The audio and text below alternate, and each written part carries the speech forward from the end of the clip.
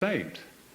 And he said, "It's terrible, I can't have, I try to, put that aside. I don't like the deference and, the obsequiousness which he used to get, of course, because he's a remarkable man." And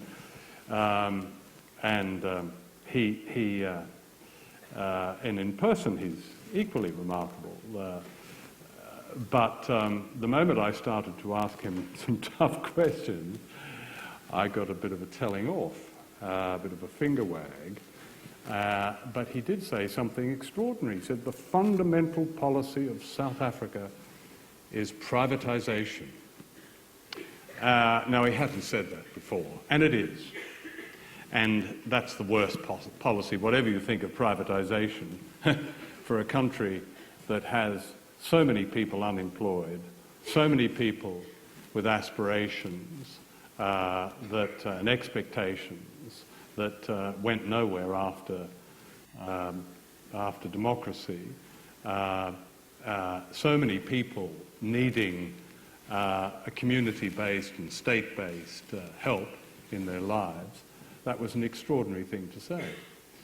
So when the film, he said that in the film, and the reaction divided almost racially, of course. The black South Africans thought it was a great film, and white South Africans didn't.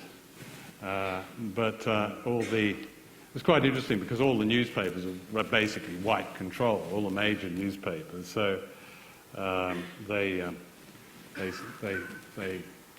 said they didn't like the film in print. But as I say, that's a view that is no longer controversial in South Africa. Maybe we can talk about when you returned to Vietnam in 1995, 30 years after you first covered the war, 20 years after it ended.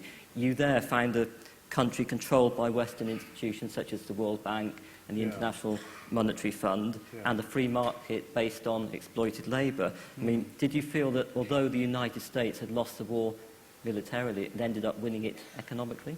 No, I don't think so. I think that it looked, at that time, in '95, it looked like Vietnam was tearing up all the things that basically they'd fought for, and it was to be themselves, to have free education and a health service, and not to go back to the dark days of the colonial period under the French. Since that film was made, I think it's quite interesting. Although it's basically a totalitarian state without democracy, but from the grassroots, the Vietnamese, being the Vietnamese,